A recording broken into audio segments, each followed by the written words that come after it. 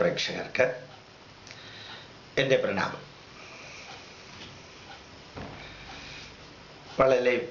വളരെ വിരളമായിട്ടാണെങ്കിലും ചിലരെന്നോട് ചോദിക്കാറുണ്ട്, നമ്മൾ മറ്റു മതങ്ങളെക്കുറിച്ചും മറ്റുള്ളവർ ചെയ്യുന്നതിനെക്കുറിച്ചുമെല്ലാം അഭിപ്രായം പറയുന്നത് എന്തിനാണ്? നമ്മുടെ ധർമ്മത്തെക്കുറിച്ച് പഠിപ്പിച്ചാൽ പോരെ എന്ന്. വേറെ ചിലർ യൂട്യൂബിൽ അപ്ലോഡ് ചെയ്തിരിക്കുന്ന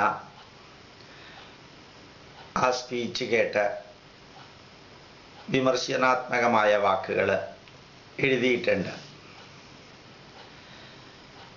ആയിരക്കണക്കിന് പതിനായിരക്കണക്കിന് ആൾക്കാർ അഭിനന്ദിച്ചിട്ടുണ്ട്. കഴിഞ്ഞ കുറച്ച് മാസങ്ങളായിട്ട് യൂട്യൂബിൽ അപ്ലോഡ് ചെയ്യുന്ന ആ വീഡിയോ കണ്ടിരിക്കുന്നവരുടെ എണ്ണം ഏതാണ്ട് 16 ലക്ഷം പേര് വരും. വളരെ സന്തോഷം തോന്നാറുണ്ട്. വിമർശനങ്ങളെയും സ്വാഗതം ചെയ്യുന്നു. അതേപോലെ തന്നെ എല്ലാവിധത്തിലുള്ള കമൻറ്റുകളെയും സ്വാഗതം ചെയ്യുന്നു. യഥാർത്ഥത്തിൽ ഇങ്ങനെയുള്ള കാര്യങ്ങൾ തുറന്നു പറയാൻ കാരണം ഏതെങ്കിലും മതത്തിനോടോ ചിന്താധാരകളോടോ ദേഷ്യമോ വാശിയോ പകയോ വിദ്വേഷമോ ഒന്നും ഉണ്ടാക്കാനുമല്ല, ഉണ്ടായിട്ടുമല്ല. പക്ഷേ ചതിച്ചും വഞ്ചിച്ചും പറ്റിച്ചും അവഹേളിച്ചും ഇവിടെ വലിയൊരു വിഭാഗം ഈ നാടിൻ്റെ സംസ്കാരത്തിനെതിരെ ചെയ്യുന്ന കാര്യങ്ങൾ ഒരാളെങ്കിലും വിളിച്ചു പറയാനായിട്ടുണ്ടാവണമെന്ന് എനിക്ക് തോന്നി. ആരും അതെന്നെ ഏൽപ്പിച്ച ഉത്തരവാദിത്വമല്ല, ഞാൻ ഏറ്റെടുത്ത ഉത്തരവാദിത്വമാണ്. നമ്മുടെ പൈതൃകത്തെക്കുറിച്ച് 10-50 വർഷം പഠിക്കാൻ ഭാഗ്യം കിട്ടി. ആ പൈതൃകത്തിലെ ശാസ്ത്രത്തെക്കുറിച്ച് പഠിച്ചതിന് ഡോക്ടർ ഓഫ് ലിറ്ററേച്ചർ ബിരുദം, സയൻസിലെ PhD, പിന്നെ കുറേയധികം വിഷയങ്ങളിൽ ഡിഗ്രിയോ പോസ്റ്റ് ഗ്രാജുവേറ്റ് ഡിഗ്രിയോ എല്ലാം എടുക്കാനുള്ള ഭാഗ്യവും കിട്ടിയ ഒരു ബാക്ക്ഗ്രൗണ്ട് വെച്ച് കുറേയെല്ലാം ആധികാരികമായിട്ട്, മറ്റുള്ളവർക്ക് അഭിപ്രായ വ്യത്യാസം ഉണ്ടാവാം എങ്കിലും ആധികാരികമായിട്ട് കാര്യങ്ങൾ ഹിന്ദുവിനെയും ക്രിസ്ത്യാനിയെയും മുസ്ലിമിനെയും അറിയിക്കുക അതൊരു ദൗത്യമാണ്, ജീവിതധർമ്മമാണ്. എതിർക്കുന്നവരുണ്ടാവാം, അനുകൂലിക്കുന്നവരുണ്ടാവാം, പ്രതിഷേധിക്കുന്നവരുണ്ടാവാം. എങ്കിലും പറയുന്ന സത്യമാണെന്ന് ഉത്തമ ബോധ്യം വന്നതിന് ശേഷമാണ് പറയുന്നത്. ഉദാഹരണമായിട്ട് നോക്കാം, ഇംഗ്ലീഷുകാർ, ഫ്രഞ്ചുകാർ, ഡച്ചുകാർ, പോർച്ചുഗീസുകാർ ഇവരെല്ലാം ഈ നാട് ഭരിച്ചിട്ടും അവർ തൂക്കും വാളും നീചമായിട്ടുള്ള മാർഗങ്ങളെല്ലാം ഉപയോഗിച്ചും ഭാരതത്തിലെ ഹിന്ദുക്കളെ ക്രിസ്തുമതത്തിലേക്ക് കൊണ്ടുവരാൻ ശ്രമിച്ചു. അത് ബൈബിളിൻ്റെ വഴിയിൽ തൻ്റെ ആരാധകരെ സൃഷ്ടിക്കാനുള്ള വെമ്പലിൽ അവർ പലതും ചെയ്തു. അവർ വിദേശികളാണ്. പക്ഷേ സ്വദേശത്തിലുള്ള 40 ലക്ഷത്തോളം വരുന്ന ക്രിസ്ത്യാനികൾ, 2.5 ലക്ഷത്തോളം വരുന്ന അച്ഛന്മാരുടെയും കന്യാസ്ത്രീകളുടെയും നേതൃത്വത്തിൽ പുറത്താരും അറിയാതെ അകത്ത് അതിഗൂഢമായ ലക്ഷ്യത്തോടുകൂടിയും മാർഗത്തോടുകൂടിയും ഹിന്ദുക്കളെ കൺവെർട്ട് ചെയ്യുന്നു. അവർ തന്നെ പരസ്പരം കൺവെർട്ട് ചെയ്യുന്നു. ഓർത്തഡോക്സ് സഭയിലുള്ളവരെ പെന്തക്കോസ്തുകാർ കൺവെർട്ട് ചെയ്യുന്നു. അങ്ങനെയെല്ലാം നടക്കുന്നു. അവനവൻ്റെ ഈശ്വരനെയും അവനവൻ്റെ പുസ്തകത്തെയും ആരാധിക്കാൻ ഈ നാട് സ്വാതന്ത്ര്യം നിഷേധിച്ചിട്ടില്ല. മറ്റുള്ളവരെ അവഹേളിച്ചും പറ്റിച്ചും അല്ലെങ്കിൽ ഭാരതവൽക്കരണത്തിൻ്റെ പേരിലുമെല്ലാം നടത്തുന്ന പേക്കൂത്തുകളെ ക്രിസ്ത്യാനികളിൽ തന്നെ ഭൂരിപക്ഷവും അറിയുന്നില്ല. ആലോചിച്ചു നോക്കാം, യേശുക്രിസ്തു ആചാര്യനായിട്ട് സ്വീകരിച്ച ആ ഗുരുവിനെ ആണിയടിച്ച ആ കുരിശല്ല പൂജിക്കുന്നത് എന്ന് ചില ക്രിസ്ത്യാനികൾ പറയാറുണ്ട്. പിന്നെ ഏത് കുരിശാ പൂജിക്കുന്നത്? അതേപോലെ യേശുക്രിസ്തുവിൻ്റെ രക്തമല്ല കഴിക്കുന്നത് വീഞ്ഞായിട്ട് നടന്നു. പിന്നെ എന്തിനാ യേശുക്രിസ്തുവിൻ്റെ രക്തമാണെന്ന് പറയുന്നത്? യേശുക്രിസ്തുവിൻ്റെ ശരീരമല്ല കഴിക്കുന്നത് ഗോതമ്പുണ്ടയായിരുന്നു. പിന്നെന്തിനാ അങ്ങനെ പറയാൻ പോകുന്നത്? കൊടിമരം എല്ലാവരുടെയും അവകാശമാണ്, ബാബിലോണിയക്കാർ ഉപയോഗിച്ചിരുന്നു എന്ന് പറയും. ബാബിലോണിയക്കാർ ഇതുമാതിരിയുള്ള കൊടിമരമാണോ ഉപയോഗിച്ചിരുന്നത്? നമ്മുടെ അമ്പലങ്ങളിലുള്ള കൽവിളക്കുകളും കൊടിമരവും കാവിയും അതേപോലെ തന്നെ പൂജാക്രമങ്ങളും യേശു സഹസ്രനാമവും ഭാഗവതവുമെല്ലാം ഹിന്ദുക്കൾക്ക് ഇന്ത്യൻ കപ്പിൽ ക്രിസ്ത്യാനികളുടെ വിഷം കൊടുക്കുക എന്ന് പറയുന്ന രീതിയിൽ തന്നെയാണ് ചെയ്യുന്നത്. ഇത് പാവപ്പെട്ട ഹിന്ദുക്കൾ അറിയണില്ല.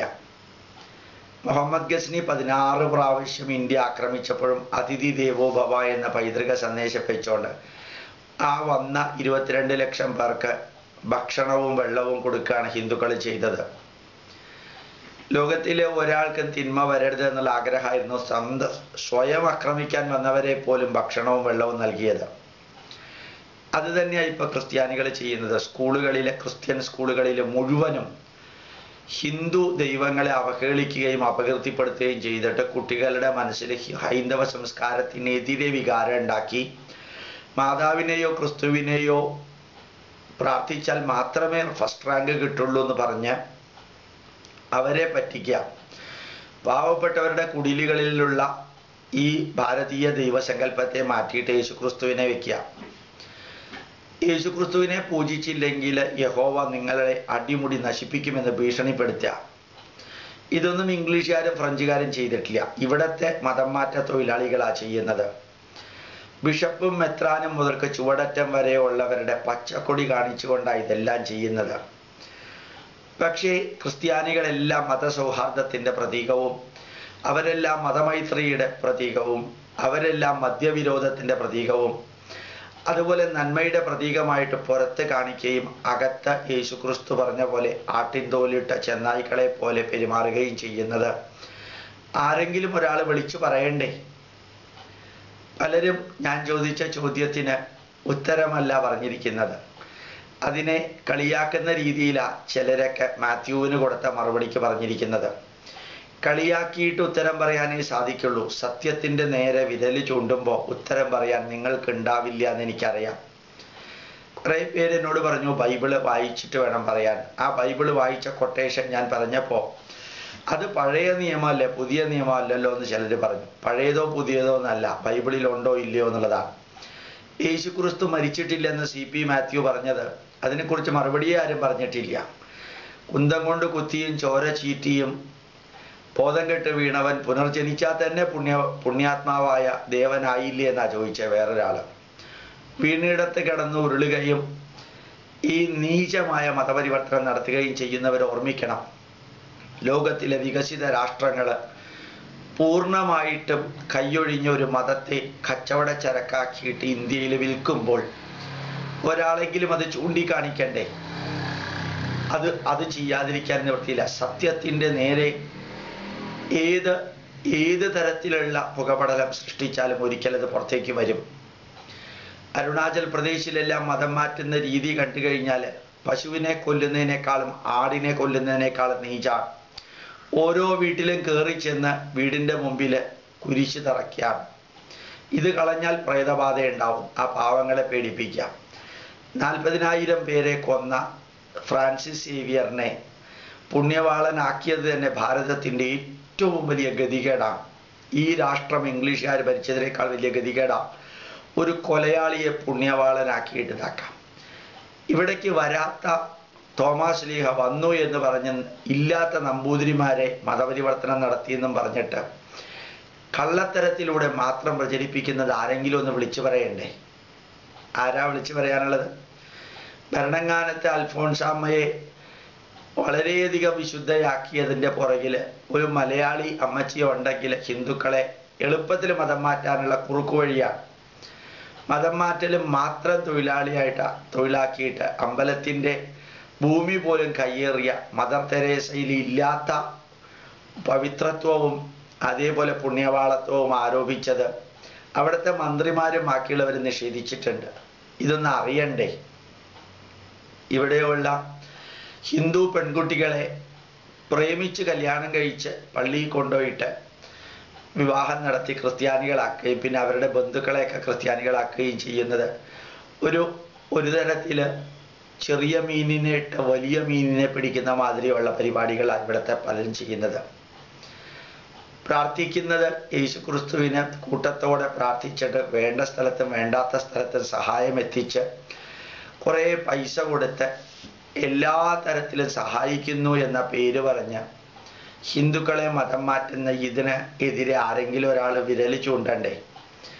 യഥാർത്ഥത്തിൽ ബൈബിളിനകത്ത് നന്മ നിറഞ്ഞ എത്ര വാക്കുകളാണ് ഉള്ളത്? 145 എന്ന ഫാക്ട് ഫൈൻഡിങ് സൊസൈറ്റി ഓഫ് അമേരിക്കക്കാർ തെളിയിച്ചിട്ടുണ്ട്. അപ്പോൾ ബാക്കിയുള്ളത് മുഴുവനും ആരോപിച്ച് AD 243 എഴുതിയ ബൈബിള്, ആ ബൈബിൾ എഴുതുന്നതിനേക്കാൾ 240 വർഷങ്ങൾക്ക് മുമ്പ് ജീവിച്ചിരുന്ന യേശുക്രിസ്തുവിൻ്റെ കെട്ടുകഥ ശ്രീകൃഷ്ണനിലൂടെ ഉണ്ടാക്കി. അർദ്ധരാത്രിക്ക് കൃഷ്ണൻ ജനിച്ചു, അർദ്ധരാത്രിക്ക് യേശു ജനിച്ചു. യേശു പുൽത്തൊഴുത്തിൽ ജനിച്ചു, കൃഷ്ണൻ ജയിലറയിൽ ജനിച്ചു. കൃഷ്ണൻ പശുവിനെ മേച്ചിരുന്നു, യേശുക്രിസ്തു ആടിനെ മേയ്ക്കുന്നു. എല്ലാം അങ്ങോട്ടും ഇങ്ങോട്ടും എടുത്ത് കുറേ ചട്ടക്കൂട് ഉണ്ടാക്കി ചില കമ്പനികളിൽ ചില സാധനങ്ങൾ പ്രൊഡ്യൂസ് ചെയ്ത് വിൽക്കുന്ന മാതിരി ഈ ക്രിസ്ത്യാനികളുടെ പോപ്പിൻ്റെ അണിയറയിൽ കുറേ യേശുക്രിസ്തുവിനെ പൂജിക്കുന്ന വരികളും പുസ്തകങ്ങളും ഉണ്ടാക്കി ഫ്രീ ആയിട്ട് ലോകത്ത് വിതരണം ചെയ്ത് ലോകം ക്രിസ്ത്യാനികളുടെ മാത്രം കേന്ദ്രമാക്കി മാറ്റുന്നതിനെതിരെ ആരെങ്കിലും ഒരാൾ സംസാരിക്കണ്ടേ? അതുകൊണ്ടാണ് അത് ചെയ്യുന്നത്.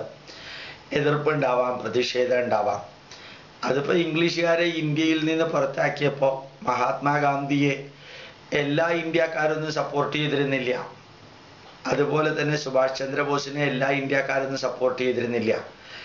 ഇപ്പോൾ ഭരിക്കുന്ന ഭരണകക്ഷിയെ എല്ലാ ഇന്ത്യക്കാരും സപ്പോർട്ട് ചെയ്യാറില്ലല്ലോ. അതേപോലെ തന്നെ ഈ ലോകത്തിലെ പലരും സപ്പോർട്ട് ചെയ്യുന്നുണ്ടാവാൻ, ചെയ്യുന്നില്ലായിരിക്കാം.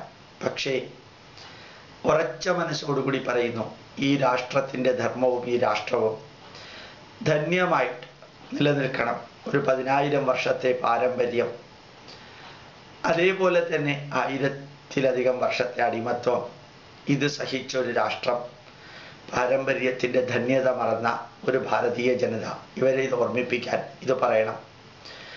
അതേപോലെ സക്കീർ നായിക്കിനെ പോലെയുള്ളവരും മതത്തിൻ്റെ ഹുങ്കും ആയുധത്തിൻ്റെ ബലവും തീവ്രവാദത്തിൻ്റെ ശക്തിയും കൊണ്ട് ഹൈന്ദവ ജനതയെ അവഹേളിക്കുകയും ചെയ്യാം. 20,000 ഹിന്ദുക്കളെ പശുവിറച്ചി തീറ്റിയിട്ട ടിപ്പു സുൽത്താൻ മലപ്പുറം ജില്ലയിലും കോഴിക്കോട് ജില്ലയിലും ഇസ്ലാമീകരണം തുടങ്ങിയത്.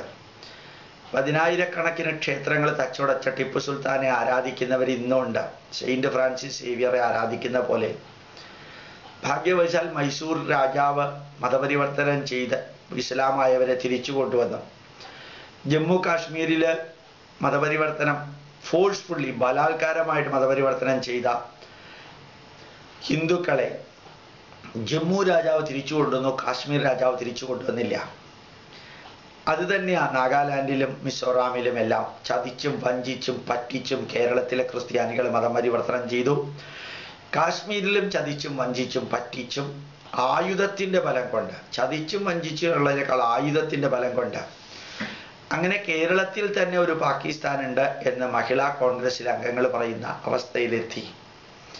അതേപോലെ വേദങ്ങളെ ദുർവ്യാഖ്യാനം ചെയ്ത് വേദത്തിൽ അള്ളാഹുവിനെ കുറിച്ച് പറയുന്നു, ഖുറാനെ കുറിച്ച് പറയുന്നു എന്നെല്ലാം പറഞ്ഞ് കുറേ മുസ്ലിങ്ങളെ പറ്റിക്കുക.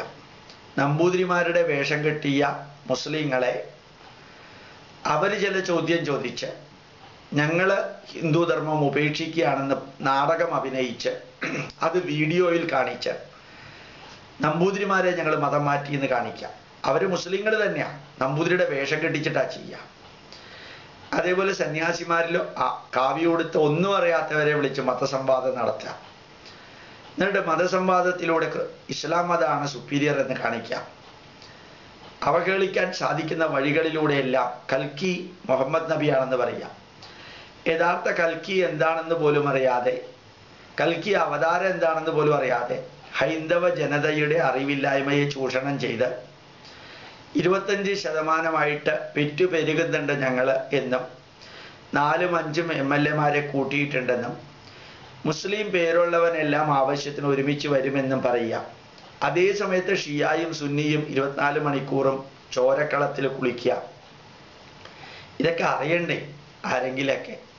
ഹൈന്ദവ ജനതയ്ക്ക് നേരെ നടക്കുന്ന വേദനാജനകമായ അവസ്ഥ 950 വർഷം അനുഭവിച്ചതാ. അതുകൊണ്ട് ഇത് ആരെങ്കിലും ഒരാൾ പറയണം, അയാളുടെ ദൗത്യം ഇതാണ്.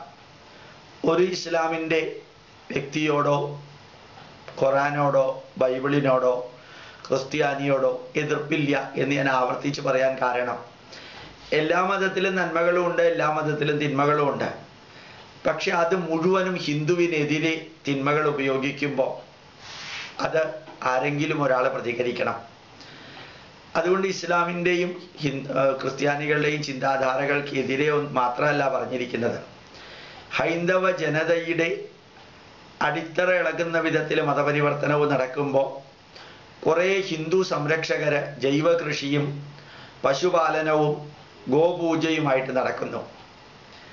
അതേപോലെ അമ്പലത്തിലെ സപ്താഹവും ഒരു മനുഷ്യനും കേൾക്കാനില്ല.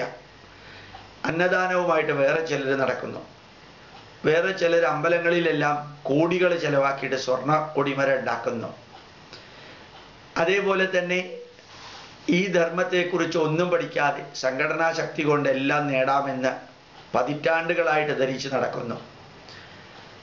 എന്താണ് ഈ നാടിന് വേണ്ടത് ഇപ്പോൾ എന്ന് ചിന്തിക്കാതെ പതിറ്റാണ്ടുകൾക്ക് മുമ്പുണ്ടാക്കിയ ചിന്താധാര തന്നെ പറഞ്ഞുകൊണ്ട് നടക്കുന്നതിൻ്റെ പരിണത ഫലമാണ് ഹൈന്ദവ ജനതയെ സംരക്ഷിക്കാൻ ഹൈന്ദവ സംരക്ഷകർക്ക് തന്നെ സാധിക്കാതെ പോയത്. മാതാ മൃദാനന്ദമയും സത്യസായിബാബയും ജാതിയോ മതമോ നോക്കാതെ കോടിക്കണക്കിന് ജനങ്ങളെ സഹായിക്കുന്നത് കാണാതെ അവരെ ആൾദൈവങ്ങൾ എന്ന് പറഞ്ഞ് അവഹേളിക്കുന്ന കുറേ കമ്മ്യൂണിസ്റ്റുകാരും യുക്തിവാദികളും ഈ അൽഫോൺസാമയെയും മദർ തെരേസയും മരിച്ചതിന് ശേഷം പുണ്യവാളനാക്കിയതിനെതിരെ അവരൊന്നും പറയില്ല. ഹൈന്ദവ ജനതയുടെ പുനരുദ്ധാരണം മാത്രമാണ് ലക്ഷ്യമെന്നും പറഞ്ഞ് ബുദ്ധിഭ്രംശം സംഭവിച്ച മെമ്പർഷിപ്പ് കൊണ്ട് ജീവിക്കുന്ന കുറേ യുക്തിവാദികൾ നടക്കുന്നു. ഒരു ക്ഷേത്രം നശിപ്പിച്ചാൽ അത്രയും അന്ധവിശ്വാസങ്ങൾ പോയി എന്ന് പറഞ്ഞ് കുറേ മാർക്സിസ്റ്റുകാർ നടക്കുന്നു.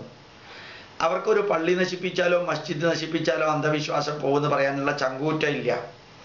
അവർക്ക് ന്യൂനപക്ഷത്തിൻ്റെ വോട്ട് വേണം. ഈ നാടിൻ്റെ പൈതൃകത്തെ മാർക്സിസ്റ്റുകാരും കമ്മ്യൂണിസ്റ്റുകാരും അവഹേളിച്ചതുപോലെ മറ്റു ഒരു രാഷ്ട്രീയക്കാരും ഒരു രാജ്യത്തും അവഹേളിച്ചിട്ടില്ല. മകരജ്യോതിസിനെ അവഹേളിക്കൽ യുക്തിവാദിയുടെ സ്ഥിരം തൊഴിലാണ്. ഇവിടെ വേറെ ഓരോന്നും നടക്കുന്നത് അത് ഇസ്ലാമിൻ്റെ പേരിലായാലും ക്രിസ്ത്യാനിയുടെ പേരിലായാലും ഒരു യുക്തിവാദിയും മിണ്ടില്ല. അപ്പൊ അതെല്ലാം നടക്കുന്നതിനെതിരെ ഒന്ന് അറിയിക്കട്ടെ. നമ്മൾ ക്ഷേത്ര സംരക്ഷണ സമിതിക്കാരും ഹൈന്ദവ ജനതയുടെ സംരക്ഷണം ഏറ്റെടുത്തവരെല്ലാം ഏത് വിഭാഗത്തിൽപ്പെട്ടവരാണെങ്കിലും ആ ഹിന്ദു ധർമ്മം എന്താണെന്ന് പഠിക്കാതെ 15-20 ആനയെ അത് ലക്ഷക്കണക്കിന് രൂപ കൊടുത്ത് അമ്പലത്തിൽ ആറാട്ട് നടത്തി വെള്ളമടിച്ച് നടക്കുന്നതിനെ സംരക്ഷിക്കുന്ന കുറേ പേരുണ്ട്. ഈ ധർമ്മത്തെക്കുറിച്ച് പഠിക്കേണ്ട, അതുമാതിരി അത് സംരക്ഷകരാണെന്ന് പറഞ്ഞ് നടന്നാൽ മതി എന്ന് പറയുന്നവര്. അതേപോലെ തന്നെ വെടിക്കെട്ടിൻ്റെ പേരിൽ ഒരു പള്ളിയിലും ഇല്ലാത്ത ഒരു മോസ്കിലും ഇല്ലാത്ത കോടികൾ ചെലവഴിച്ചിട്ട് അമ്പലത്തിൻ്റെ പേരിൽ വെടിക്കെട്ട് നടത്തുക. അമ്പലത്തിലെ ഉത്സവങ്ങളെല്ലാം വെള്ളോടിയുടെ ഉത്സവങ്ങളാക്കി മാറ്റുക. പിന്നെ വേറൊരു വശത്ത് ജ്യോതിഷം കച്ചവട ചരക്കാക്കിയിട്ട് ഉപയോഗിക്കുക. വാസ്തുവിദ്യയും അതേപോലെ ഉപയോഗിക്കുക. ഇതിനെക്കുറിച്ചെല്ലാം പറയുമ്പോൾ ഈ നാടിൻ്റെ പൈതൃകത്തിൻ്റെ പ്രചാരകൻ എന്ന് സ്വയം കിരീടം വെച്ച് നടക്കുന്ന മനുഷ്യൻ തന്നെ പൈതൃകത്തെ അവഹേളിക്കുന്നു എന്ന് പറയുക. ഇതെല്ലാം ഒന്ന് ശരിക്ക് കുറച്ചെങ്കിലും പഠിച്ചതിൻ്റെ അടിസ്ഥാനത്തിൽ പറയണ്ടേ. ഒന്നും അറിയാത്തവനും ഉറക്കെ പറയുന്നവനും ഒടുക്കം നിർത്തുന്നവനും ജയിക്കുന്ന കേരളത്തിൽ ആരവഹേളിച്ചാലും ആരെതിർത്താലും ആര് പുച്ഛിച്ചാലും ആര് സപ്പോർട്ട് ചെയ്താലും ആര് അഭിനന്ദിച്ചാലും ഇതെല്ലാം വസ്തുത ഇതാണ് എന്നും ഏത് ചോദ്യത്തിനും ഉത്തരം പറയാൻ തയ്യാറാണെന്നും പക്ഷേ സനാതനധർമ്മവും ഭാരതീയ പൈതൃകവും മഹത്വമേറിയതാണെന്ന് തെളിയിക്കാൻ സ്റ്റേജുകൾ കയറി ഇറങ്ങി മതസംവാദത്തിനൊന്നും വരാൻ സൗകര്യമില്ലെന്നും അതേസമയത്ത് അറിയാൻ ആഗ്രഹമുള്ള ഏത് സദസ്സിലും എത്ര മണിക്കൂർ വേണമെങ്കിലും അറിയാവുന്ന വിഷയത്തെക്കുറിച്ച് ക്ലാസ് എടുക്കാമെന്നും ഏത് ചോദ്യത്തിന് ഉത്തരം പറയാമെന്നും പറയാൻ കുറച്ചു പേരെ ഉണ്ടാക്കണ്ടേ. ഈ നാടിൻ്റെ സംസ്കാരം 10,000 വർഷം നിലനിന്നത് സ്വതന്ത്ര ഭാരതത്തിൽ ഭാരതീയ ജനത ഭാരതത്തെ ഭരിക്കുന്ന കാലഘട്ടത്തിൽ അത് നശിക്കാൻ അനുവദിക്കരുത്. അതിന് ഉത്തരവാദിത്വം കുറച്ച് പേരെങ്കിലും ഏറ്റെടുക്കണം. ഏതോ രീതിയിലൂടെ മതപരിവർത്തനം നടത്തുന്ന ക്രിസ്ത്യാനികളും, അതേപോലെ തന്നെ ചില ഹിന്ദുക്കൾക്കൊരു ധാരണയുണ്ട്, ക്രിസ്ത്യാനികൾ മുസ്ലിങ്ങൾ ഏത് മന്ത്രിയെ വിളിച്ചാലും വരുന്ന. നിർഭാഗ്യവശാൽ ഹിന്ദുക്കളുടെ പരിപാടികളിലൊന്നും മിക്കവാറും മന്ത്രിമാരെ വിളിക്കാറില്ല. വിളിച്ചാൽ അവർ വരാറുമുണ്ട്, പക്ഷെ മുൻവിധിയോടുകൂടി ധരിച്ചു വച്ചിരിക്കുകയാണ് വിളിച്ചാൽ വരില്ല എന്ന്. എല്ലാ മന്ത്രിമാരെയും വിളിച്ച് ക്രിസ്ത്യാനികളും മുസ്ലിങ്ങളും അവരുടെ കാര്യങ്ങൾ നോക്കുകയും, മുസ്ലിം വിധവകൾക്ക് പെൻഷൻ, വീട്, മുസ്ലിം പെൺകുട്ടികൾക്ക് ലാപ്ടോപ്പ്, കമ്പ്യൂട്ടർ കസേര, 51% മുസ്ലിങ്ങളുള്ള സ്കൂളുകൾ, ഗവൺമെൻറ് സ്കൂളുകൾക്ക് പോലും ഗവൺമെൻറ് മുസ്ലിം സ്കൂൾ എന്ന പേര്, മദ്രസയിൽ പഠിച്ചവർക്കൊക്കെ +2 ലെവല്, അവർക്ക് പഠിക്കാൻ ആവശ്യമായിട്ട് എല്ലാ പുസ്തകങ്ങളും, ഇതെല്ലാം കൊടുക്കുന്നത് കണ്ട് ദൂരെ മാറി നിന്ന് പത്രപ്രസ്താവന നടത്തുന്നതിന് പകരം യഥാർത്ഥത്തിൽ ഇറങ്ങിച്ചെന്നൊന്ന് പ്രതിഷേധിക്കാൻ പലപ്പോഴും പലർക്കും പറ്റണില്ല. അതുപോലെ തന്നെ നമ്മൾ ഗവൺമെൻറ്റിൽ നിന്ന് സ്വീകരിക്കാനുള്ളത് എല്ലാ മുസ്ലിങ്ങളും ക്രിസ്ത്യാനികളും അവരുടേതായിട്ടുള്ള ആൾക്കാരെ ഗവൺമെൻറ്റിൽ നിലനിർത്തിയിട്ട് സ്വീകരിക്കുമ്പോൾ ദൂരെ മാറി നിന്ന് കരയുന്ന ഒരു ഹൈന്ദവ ജനതയുണ്ടെങ്കിൽ അവരെ ഒന്ന് പ്രോത്സാഹിപ്പിച്ച് അവർക്ക് അർഹതയുള്ളത് വാങ്ങിക്കാൻ പാകത്തിന്, എടുക്കാൻ പാകത്തിന് കർമ്മങ്ങൾ ചെയ്യണമെന്ന് ഓർമ്മിപ്പിക്കണ്ടേ? ആ ഓർമ്മിപ്പിക്കലിന് ആരെങ്കിലും വേണ്ടേ? ഇതെല്ലാമാണ് വേദങ്ങളും പുരാണങ്ങളും ഇതിഹാസങ്ങളും പഠിപ്പിക്കുകയും അതിലെ യഥാർത്ഥ കണ്ടന്റുകൾ എന്താണെന്ന് അറിയിക്കുകയും, മറ്റു മതങ്ങൾ അവരുടെ മതങ്ങൾ കച്ചവട ചരക്ക് പോലെ പ്രചരിപ്പിക്കുമ്പോൾ ആയുധബലം കൊണ്ടും അംഗബലം കൊണ്ടും വോട്ടിൻ്റെ പവർ കൊണ്ടും പ്രചരിപ്പിക്കുമ്പോൾ വസ്തുത എന്താണെന്ന് അറിയിക്കാനുള്ള ദൗത്യം ജഗദീശ്വരൻ ചിലരെ ഏൽപ്പിച്ചിട്ടുണ്ടെങ്കിൽ ഏൽപ്പിച്ചവരത് ചെയ്യണ്ടേ? അതാണ് കർമ്മമണ്ഡലത്തിൻ്റെ ഭാഗം. ഒരു ആധികാരികമായിട്ടുള്ള നെഗറ്റീവുകളും ഇല്ലാതെ, പക്ഷേ സനാതന ധർമ്മത്തിൽ നിന്ന് വിട്ടുപോയവരെ അതേ സമുദായത്തിലേക്ക് തിരിച്ചു കൊണ്ടുവരാൻ ആഹ്വാനം ചെയ്തത് നല്ല രീതിയിൽ പ്രവർത്തിക്കുന്നുണ്ട്. ശ്രീനാരായണ ധർമ്മ പ്രസ്ഥാനത്തിലുള്ളവർ നാരായണീയരാണ്, ഹിന്ദുക്കളല്ല എന്ന് പറയുന്നത് മാറ്റാൻ സാധിച്ചിട്ടുണ്ട്. ഭാരതത്തിലെ ശാസ്ത്ര പൈതൃകത്തെക്കുറിച്ച് ജനങ്ങൾക്ക് ബോധവൽക്കരിക്കാൻ സാധിച്ചിട്ടുണ്ട്. ജ്യോതിഷം ഉപയോഗിക്കാം, അന്ധവിശ്വാസമായിട്ട് ഉപയോഗിക്കരുതെന്ന് പറയുന്നത് ജനങ്ങൾ സ്വീകരിച്ചിട്ടുണ്ട്.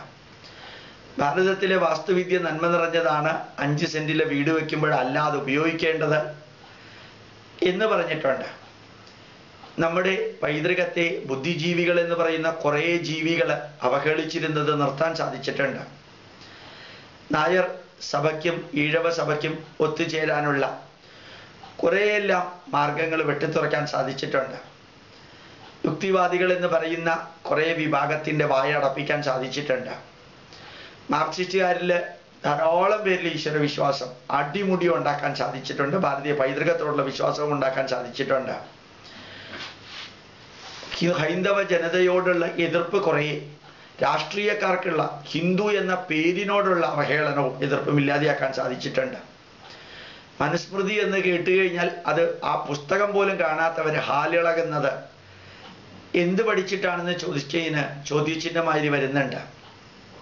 അതേപോലെ നന്മ നിറഞ്ഞ രീതിയിൽ ഭാഗവതവും ഭഗവത്ഗീതയും എല്ലാം ബുദ്ധിക്കും യുക്തിക്കും ശാസ്ത്രത്തിന് നിരക്കുന്ന വിധത്തിൽ പറഞ്ഞു കൊടുക്കാൻ കുറേ പേര് മുമ്പോട്ട് വരുന്നുണ്ട്. ഹൈന്ദവ ജനതയ്ക്ക് ആത്മാഭിമാനം ഉണ്ടാക്കാൻ സാധിച്ചിട്ടുണ്ട്. ഭാരതീയ പൈതൃകത്തിനെ ബഹുമാനിക്കുകയും സ്നേഹിക്കുകയും ചെയ്യുന്ന ക്രിസ്ത്യാനികളിൽ ലക്ഷക്കണക്കിന് ക്രിസ്ത്യാനികൾ പുനർവിചിന്തനത്തിന് വിധേയമായിട്ടുണ്ട്, പ്രത്യേകിച്ച് യുവാക്കൾ. അതുകൊണ്ട് തന്നെ ഒരു ത്രൈസ്യാമയെ പോലെയുള്ളവരും ഒരു ജോമോനെ പോലെയുള്ളവരെല്ലാം ഫാദർ കോട്ടൂരിനും പൂത്തൃക്കയ്ക്കും സ്റ്റെഫിക്കും എതിരെയും മറ്റു പല കന്യാസ്ത്രീകൾക്കും ബിഷപ്പുമാർക്കും എതിരെയും വിരൽ ചൂണ്ടാൻ മുമ്പോട്ട് വന്നത് പണ്ടത് ചിന്തിക്കാൻ പോലും പറ്റില്ലായിരുന്നു. അതുകൊണ്ട് തന്നെയാണ് പ്രവാചകന്റെ തലമുടി അത് മലമാണെന്ന് പറയാൻ ഒരു പാർട്ടി സെക്രട്ടറിക്ക് സാധിച്ചത്. ബുദ്ധിക്കും യുക്തിക്കും ശാസ്ത്രത്തിനും നിരക്കാത്തത് ഏത് ഹിന്ദു ധർമ്മത്തിലുണ്ടെങ്കിലും, ഏത് മനുസ്മൃതിയിലുണ്ടെങ്കിലും, ഏത് ഭാഗവതത്തിലുണ്ടെങ്കിലും, ഏത് വേദത്തിലോ ബൈബിളിലോ ഖുറാനിലോ ഏത് പുരോഹിതനിലോ ഉണ്ടെങ്കിലും അതിനെ ചൂണ്ടിക്കാണിക്കാൻ കുറച്ചു പേരെങ്കിലും മുമ്പോട്ട് വരികയാണെങ്കിൽ ഇപ്പൊ നടക്കുന്ന മതപരിവർത്തനവും നീചവും നിന്ദ്യവുമായ തീവ്രവാദവും അതേപോലെ വോട്ട് ബാങ്ക് ലക്ഷ്യമിട്ടിട്ടുള്ള പ്രവർത്തനങ്ങളും അറ്റ്ലീസ്റ്റ് ഇന്റൻസിറ്റി എങ്കിലും കുറയും. അത് ജനങ്ങളെ ബോധ്യവൽക്കരിക്കാൻ ലഭിക്കുന്ന സമയം മുഴുവൻ ഉപയോഗിക്കുമ്പോഴും പൂച്ചെണ്ടുകളോ പൊന്നാടകളോ അവാർഡുകളോ ഒന്നും പ്രതീക്ഷിക്കാറില്ല. ഒരുപക്ഷെ ചോദിച്ചേക്കാം, അങ്ങനെ ആരാ തരുന്നതെന്ന്. അതെ, ഒത്തിരി അധികം അവാർഡുകൾ കഴിഞ്ഞ 4-5 കൊല്ലമായിട്ട്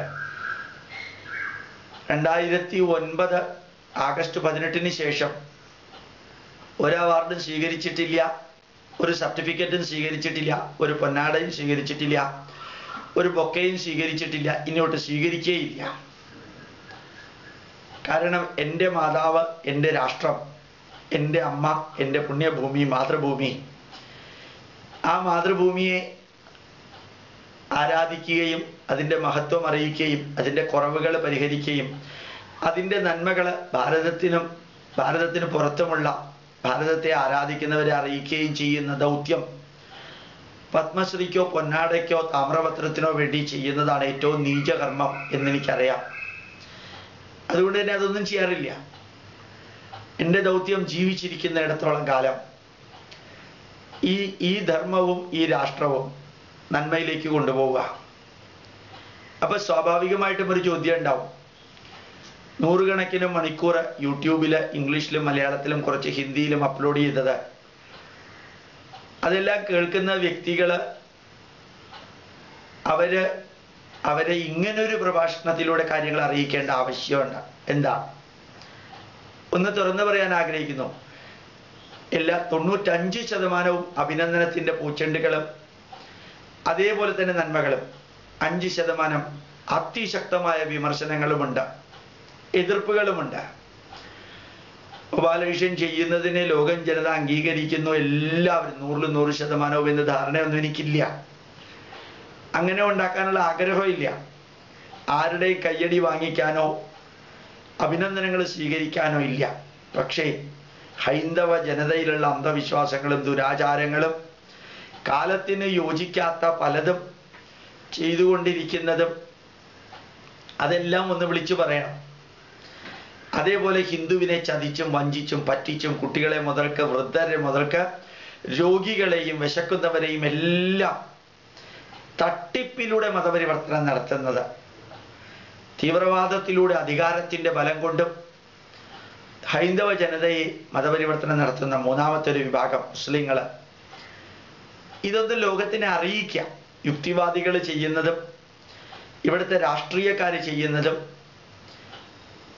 ഹൈന്ദവ ജനത രാഷ്ട്രീയത്തിന്റെ പേരിൽ വോട്ട് ചെയ്യുകയും ക്രിസ്ത്യാനികളും മുസ്ലിങ്ങളും ഏത് പാർട്ടിയിൽപ്പെട്ട അവന്റെ മതത്തിലുള്ളവനെ ജയിപ്പിക്കുകയും ചെയ്യുന്നതൊക്കെ അത്രയൊന്നും ശ്രദ്ധിക്കാത്ത ഹിന്ദുവിനെ അറിയിക്കലും കൂടി ഈ ക്ലാസ്സുകളുടെയൊക്കെ ലക്ഷ്യമാണ്. അതുകൊണ്ടാണ് ഇതെല്ലാം ചെയ്യുന്നത്. ഈ യജ്ഞം ജഗദീശ്വരൻ എന്നെ ഏൽപ്പിച്ചതാ. 95-96% ജനതയും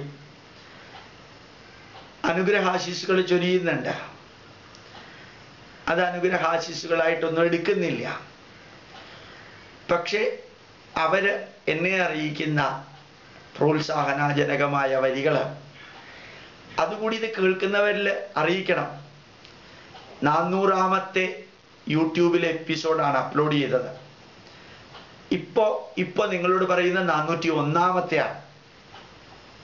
അപ്പോൾ ഒരു പ്രത്യേക ജംഗ്ഷനിൽ എത്തുമ്പോൾ ഒന്ന് പുറകോട്ട് തിരിഞ്ഞ് നോക്കി കാര്യങ്ങൾ വിവരിക്കണമെന്ന് തോന്നിയത് കൊണ്ട് കൂടിയാണ് ഇതൊന്ന് വിവരിച്ചത്. സന്തോഷമുണ്ട്. ജഗദീശ്വരൻ ഈ കർമ്മം ചെയ്യാൻ അനുവദിക്കുന്നിടത്തോളം കാലം കൂട്ടത്തിലുള്ള ആയിരക്കണക്കിന് സഹപ്രവർത്തകരെ സാക്ഷി നിർത്തിയിട്ട് എൻ്റെ രാഷ്ട്രമായ ഭാരതം, എൻ്റെ ധർമ്മമായ സനാതനധർമ്മം, അതിനെ സംരക്ഷിക്കാൻ അവസാനത്തെ ശ്വാസം വരെ ഒരാളോടും ശത്രുത്വമില്ലാതെ ഒരാളോടും എതിർപ്പില്ലാതെ അധർമ്മവും അനീതിയും അന്യായവും അസത്യവും വിളിച്ചു പറയാനും എന്നിൽ അങ്ങനെ എന്തെങ്കിലും ആരെങ്കിലും കാണുന്നത് ചൂണ്ടിക്കാണിച്ചാൽ അത് തിരുത്താനും അതിനു വേണ്ടി മാത്രം എൻ്റെ ജന്മം. അതിനുവേണ്ടി മാത്രമായിരിക്കും ഇനിയുള്ള ജീവിതവും. പ്രണാമം, നമസ്കാരം.